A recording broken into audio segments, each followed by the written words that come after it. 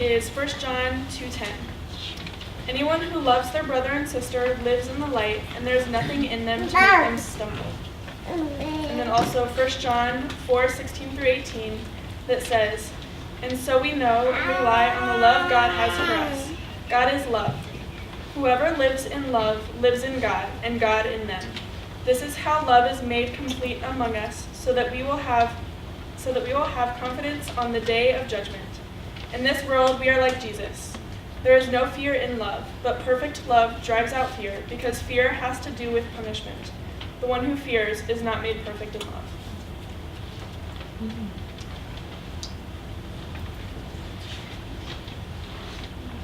Hey, how are you guys?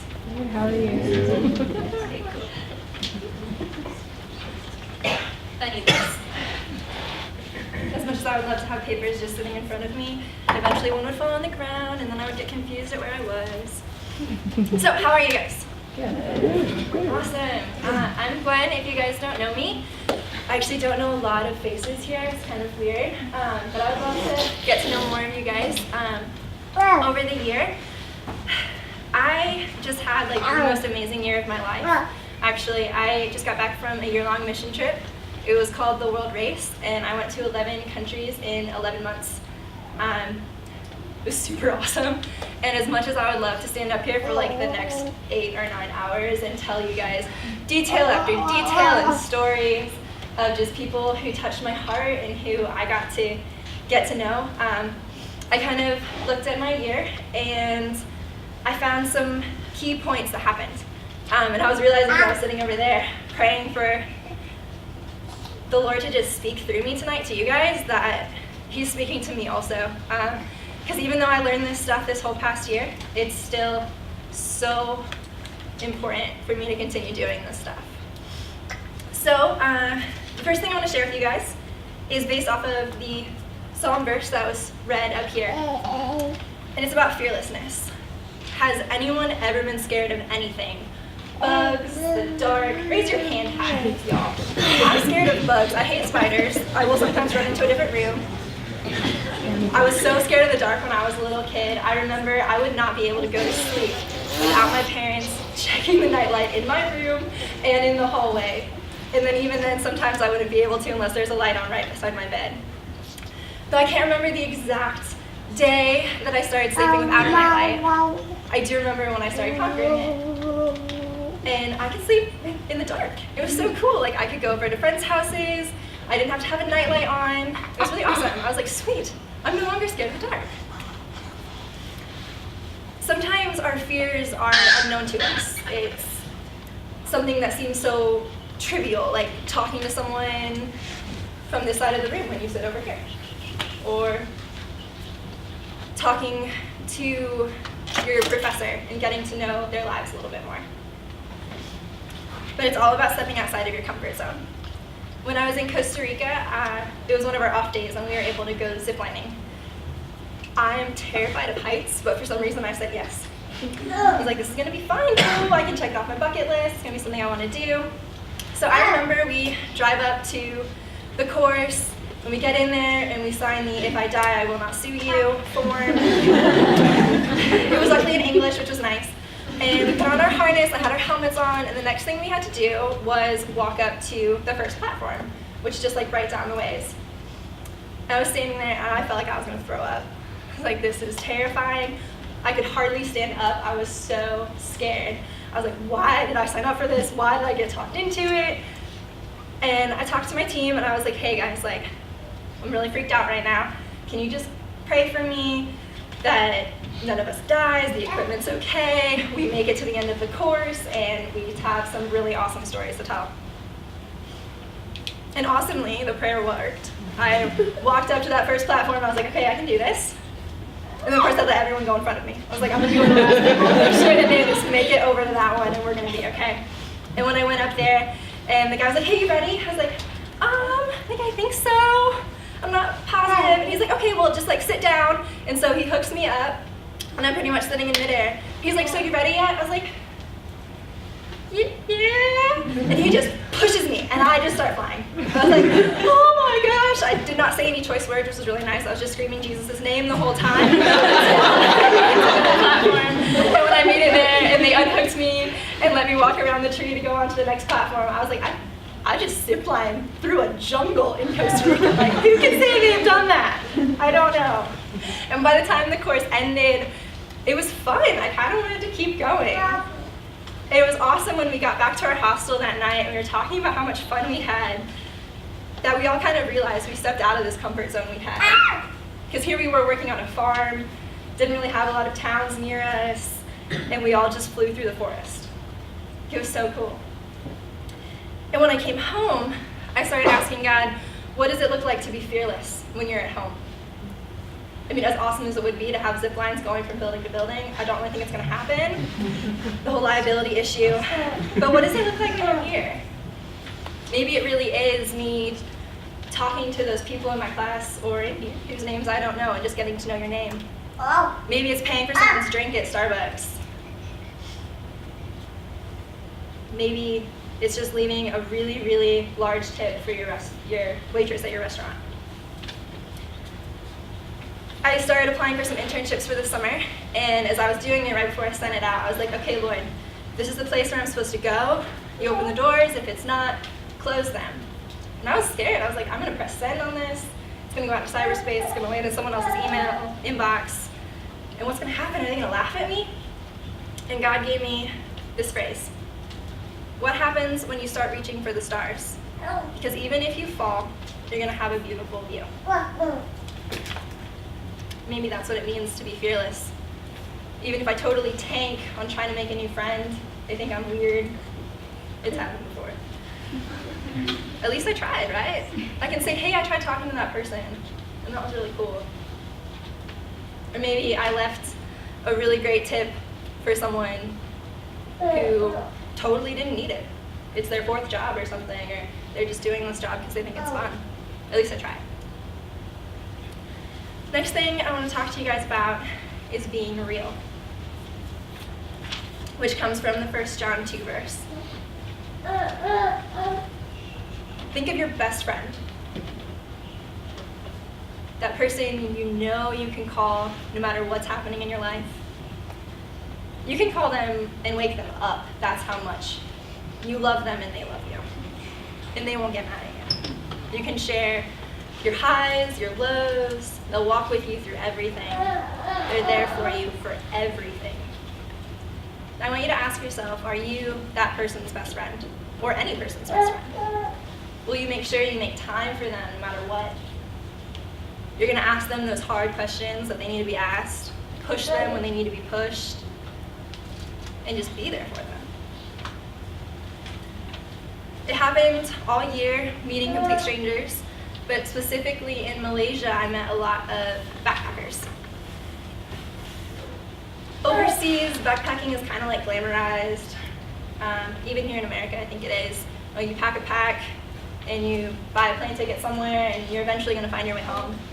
But as you're leaving and you're traveling through, you get to experience different cultures, different religions, different everything, different food. And it's all about like finding yourself. And I remember as I was talking to some one evening, they were just like telling me their deep secrets, what they're struggling with back home, what their families were like, what they wanted to do, which maybe wasn't what their parents wanted them to do. And I found myself, I was filling my soul right back to them. Part of me wanted to make sure they knew they could trust me. And the other part was like, I love this open ear that they're giving me. I was telling them my struggles, what my year was like. We were swapping awesome travel stories. And we could learn from each other. Like here was learning from people who don't believe in God, don't even think there is a God, and saying how much they loved living for every moment, the whole YOLO thing. And I was telling them, hey, I love Jesus, and no, I don't go and get my next trip somewhere, but he's leading me on this awesome adventure. And so just like with how I can be fearless at home, I started asking God, what does it look like to start being real with people? When we start taking off those masks that we so confidently wear, or having our identity in things besides our lineage of the one true king. You're not a biology major, a nurse, an environmental scientist. You're a son, you're a daughter, you're a child of the one true king. And what happens when we start having those authentic conversations with people, where you ask the deep questions that you probably don't want to be asked. My mentor just asked me something the other day. I was like, whoa, can I delete that message and say you never sent it to me? It was hard. But when you're that person's best friend, you're going to help lead them to who they're supposed to be in the Lord. And it's hard, and it's a little scary, but it's really good. And maybe, I'm not saying like ask everyone, hey, what are you struggling with right now? What's this major praise in your life or something? But you can even start with like when you pass someone on Smith Mall and saying, hey, how are you? But stopping for a few seconds and letting them answer and responding back. Maybe asking them how their family is, when the last time was they saw them or talked to them. Maybe something as small as that, or something as big as talking to someone for 6 hours, and you guys saying what you want your life to look like, and how your classes are, and how your family is.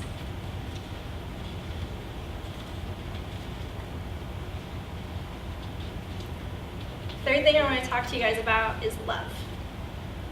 So I have to reread the 1 John 4 verse, because it's like my absolute favorite. God is love. Whoever lives in love lives in God, and God in him. In this way, love is made complete among us, so that we will have confidence on the day of judgment, because in this world we are like him. There is no fear in love, but perfect love casts out fear.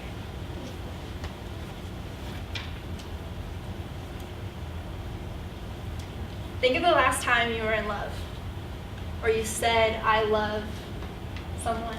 Could be your boyfriend, your girlfriend, your parents, a delicious long donut, anything. The feeling of love is indescribable. We read books and poems, we listen to music, we watch movies, trying to understand what it is and how you can capture it. But you can't. You can experience it, and you can show it to others. But for me, I think it's indescribable. When I was in the Philippines, we worked with a children's home. And when I first got there, God told me, hey, sign up for the nursery. I was like, no, like I don't really like kids. I love my nieces because I get to play with them, get them hyped up on sugar, and then give them back to my brother and sister-in-law. But I don't have to be with them all the time. And he just kind of kept pushing, like, hey, sign up for the nursery. They need some people. It's like, no, I'm going to stick with swim lessons and doing art. It's okay. So the day came when I was signing up for some stuff, and I realized that nursery one was first scheduled to sign up for. So I signed up for a few shifts. I was like, all right, it's going to be okay. You know, it's probably when the kids are like eating or when they're sleeping or something. It'll be fine. You're just there watching over them, making sure nothing bad happens. The first day I got there, and my friends and I were walking up the hill to go inside, and one of my friends is holding this little baby in the room. And she was off, she was getting ready to go to her next ministry site. And so she was like, hey Gwen, you want the baby? I was like, yeah, sure, she looks asleep, it'll be fine. So I'm holding her, and then I go sit down, and I start rubbing her back. And I'm looking at this beautiful little baby face. I was like, wow, this child is so precious.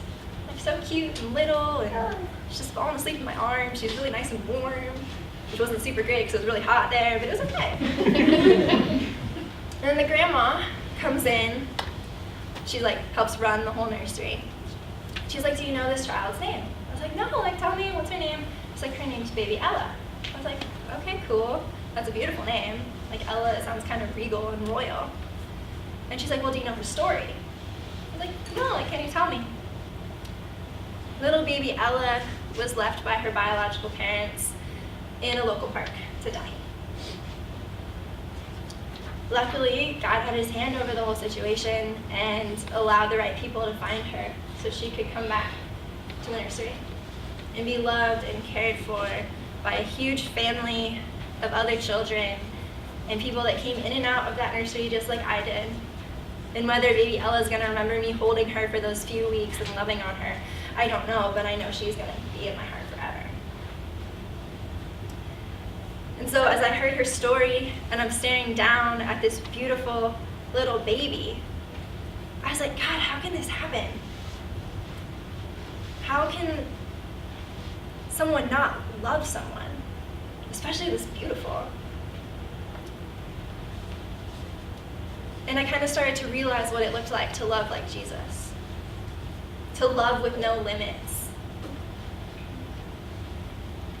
to be able to say, I don't care what your history is, I don't care what you struggle with, I don't care who you're going to vote for, I love you.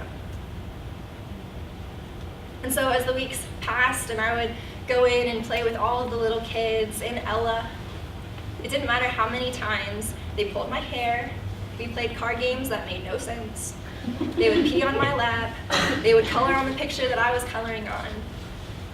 I maybe took a few extra naps those days, but I never got impatient with them once.